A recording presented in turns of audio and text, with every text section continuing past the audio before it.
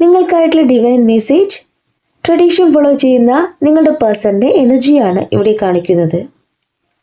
Spiritual ആയിട്ടുള്ള lessons പഠിച്ചിട്ടുള്ള ഒരു വ്യക്തിയുടെ എനർജിയാണ് കാണിക്കുന്നത്.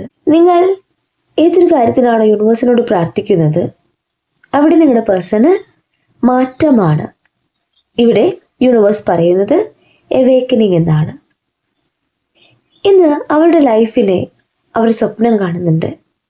മറ്റുള്ള വ്യക്തികളുടെ എനർജി മൂലമാണ് നിങ്ങൾക്കിടയിൽ ഒരു ഗ്യാപ്പ് വന്നിട്ടുള്ളതെങ്കിൽ ഇവിടെ നിങ്ങളുടെ വാല്യൂ തിരിച്ചറിഞ്ഞുകൊണ്ട് നിങ്ങളിലേക്ക് വരുവാനായിട്ട് ശ്രമിക്കുന്ന നിങ്ങളുടെ പേഴ്സൻ്റെ എനർജിയാണ് കാർഡ്സ് പറയുന്നത്.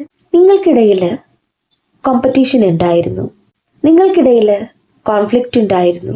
ഇന്ന് നിങ്ങളുടെ പേഴ്സൺ നിങ്ങളിലേക്ക് വരുവാനായിട്ട് ആഗ്രഹിക്കുമ്പോൾ മാറ്റമാണ് കാണിക്കുന്നത്. നിങ്ങളിലേക്ക് വരുവാനായിട്ട് ആഗ്രഹിക്കുന്ന പേഴ്സൻ്റെ എനർജിയാണ് കാണിക്കുന്നത്. അവർ പരിശ്രമിച്ചു കൊണ്ടിരിക്കുകയാണ്, ഒരു അവസരത്തിനായിട്ട് വെയിറ്റ് ചെയ്യുകയാണ്.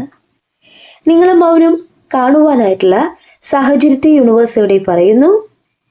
ഇവിടെ അവരെ സപ്പോർട്ട് ചെയ്യാനായിട്ട് അവരുടെ സുഹൃത്തുക്കളുണ്ടെന്ന് പറയുന്നു.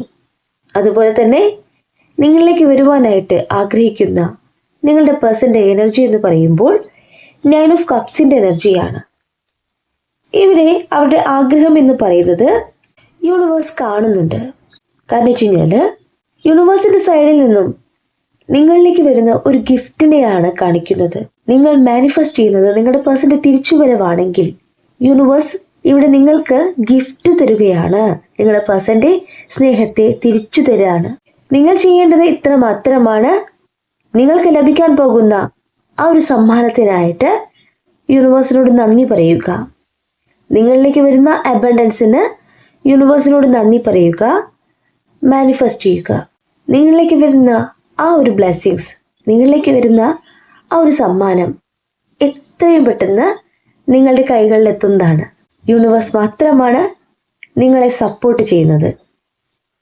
പൂർണ്ണമായിട്ടും വിശ്വസിക്കുക.